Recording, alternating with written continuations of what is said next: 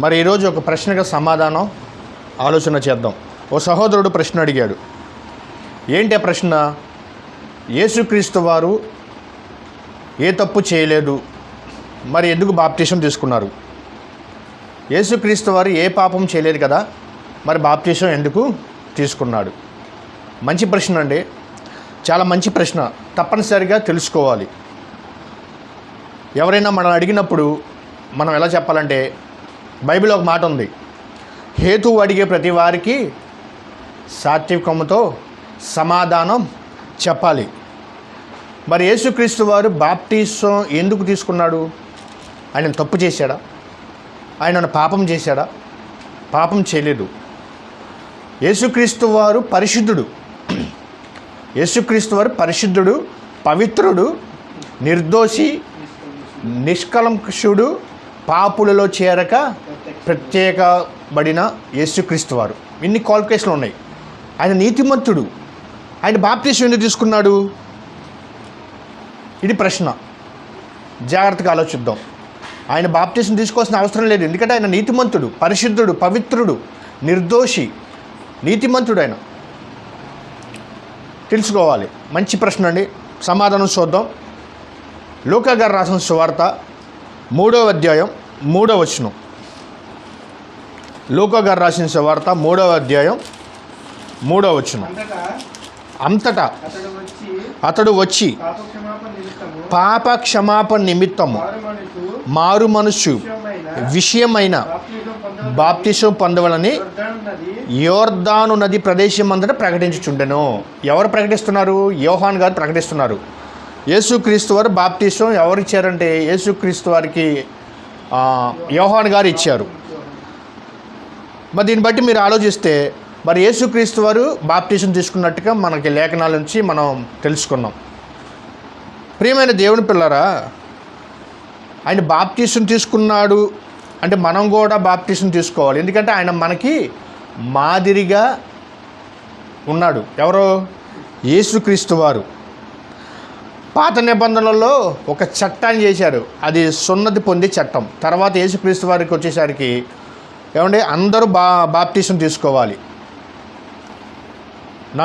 నమ్మి బాప్టిజం పొందినవాడు రక్షించబడును, నమ్మని వారికి శిక్ష విధింపబడును. మార్కు సువార్త 15:16-15 ఉంటుంది. 16వ అధ్యాయం 15 వచనం. అంటే అందరూ, ప్రతి ఒక్కరు బాప్టిజం తీసుకోవాలి. యేసుక్రీస్తు వారు మనకి మాదిరి, మనకు మాదిరి. ఆ మాట ఎక్కడ చూద్దాం? 1 పేతురు పత్రిక 2వ అధ్యాయం 21వ వచనం. 1 పేతురు పత్రిక 2వ అధ్యాయం 21వ వచనం. క్రీస్తు కూడా మీ కొరకు, ఎవరి కొరకు బాధపడ్డాడు? క్రీస్తు మన కొరకు బాధపడి మీరు తన అడుగు జాడల యందు నడుచుకున్నట్లు మీకు మాదిరి ఇంచిపోయాను. మనకు మాదిరి ఇంచిపోయాను. ఎవరి పాపాల నిమిత్తం ఆయన బాప్టిజం తీసుకున్నాడు? ఆయనను పాపం చేశాడా? ఆయన పాపం చేయలేదు. ఆయన పరిశుద్ధుడు, నీతిమంతుడు, పవిత్రుడు, పాపం చేయలా. పాపాలు చేసింది మనము. ఇక్కడ అదే చెప్తున్నాడు భక్తుడైన పేతురు గారు. ఏమని చెప్తున్నాడు? క్రీస్తు కూడా మీ కొరకు బాధపడి, అర్థమవుతుందండి, మీ కొరకు బాధపడి మీరు తన అడుగు జాడల యందు నడుచుకొని ఉన్నట్లు మీకు మాదిరి ఉంచిపోయిరి. మీకు మాదిరి అంటే మనందరికీ మాదిరి. మనందరికీ మాదిరిగా యేసుక్రీస్తు వారు బాప్టిజం తీసుకున్నాడు. అందుకే మనం కూడా తీసుకోవాలి. ఆయన ఏ పాపము చేయలేదు. ఆయన మీకు అర్థం అవటానికి ఒక విషయం చెప్తున్నాను. ఒక టీచర్ గారు ఒక బోర్డు మీద లెక్కలు వేస్తారు, లెక్కల గణితాలు వేస్తూ ఉంటారు. ఆయనకు రాదనుకుంటారంటే ఆయనకు వచ్చు. ఎవరు నేర్చుకోవటానికి? మనం నేర్చుకోవటానికి. అతని బోర్డు మీద లెక్కల గుడింతాలు ఇవన్నీ వేస్తూ ఉంటాడు ఒక మాస్టర్ గారు. అలాగే యేసుక్రీస్తు వారు బాప్టిజం తీసుకున్నారంటే మనకు మాదిరి. మన పాపాల నిమిత్తం ఆయన శిలువ మరణం త్యాగం చేశాడు. ఆయన తీసుకున్నాడు కాబట్టి మనకి మాదిరి ఉంచిపోయాడు. ఆయన ఇదే చెప్తున్నాడు, మనకి మాదిరి. అంతేకాదు, ఇంకో విషయం చూద్దామండి. యెషయా గ్రంథం 53వ అధ్యాయం 5వ వచనం. యెషయా గ్రంథం 53వ అధ్యాయం 5వ వచనం చూడండి. చక్కని మాట కనబడుతుంది మనకి. యెషయా గ్రంథం 53వ అధ్యాయం 5వ వచనం. మన 53వ అధ్యాయం యెషయా గ్రంథం 53వ అధ్యాయం 5వ వచనం. మన అతిక్రమము క్రియమును బట్టి అతడు గాయపరచబడినో. మన క్రియలను బట్టి ఎవరు గాయపరచబడ్డాడండి? యేసుక్రీస్తు వారు గాయపరచ. అంతేకాదండి, మన దోషములను బట్టి నలగగొట్టబడెను. మన దోషాలను బట్టి, మనం చేసిన పాపాలను బట్టి ఆయన శరీరం అంతా నలగొట్టబడింది. మన సమాధానార్థమైన శిక్ష అతని మీద పడింది. అతను ఏ తప్పు చేయలేదండి యేసుక్రీస్తు వారు. మనం చేసిన పాపాల నిమిత్తం, మనం చేసిన అపరాధుల నిమిత్తం, మనం చేసిన దోషణ నిమిత్తం మనకు పడాల్సిన శిక్ష ఎవరి మీద వేసుకున్నాడు? యేసుక్రీస్తు వారి మీద వేసుకున్నాడు. యేసుక్రీస్తు వారి మీద వేసుకున్నాడు. ఆయన బాప్టిజం ఎందుకు తీసుకున్నాడంటే ఆయన మనకు మాదిరి, మన మాదిరిగా ఉంచాడు. యేసుక్రీస్తు వారు మనకు మాదిరిగా ఉన్నాడు. మీకు అర్థం అవడానికి ఒక మాట చెప్తానండి.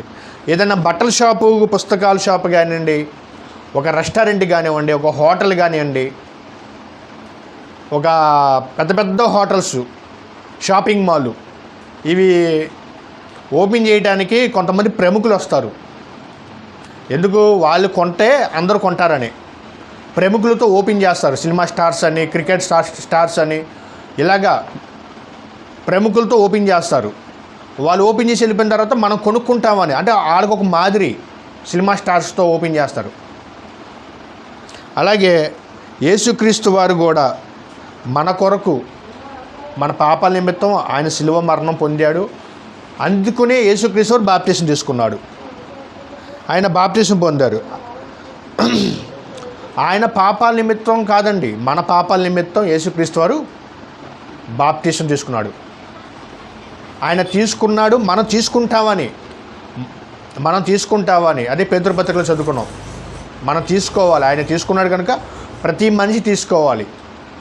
మనకు మాదిరిగా ఉంచున్నాడు. ఎవరో? యేసుక్రీస్తు వారు. ఆయన నిర్దోషి, ఏ పాపం లేదు ఆయనలో, ఏ తప్పు చేయలేదు. ఆయన క్రియలలో ఎలాంటి పాపం లేదు.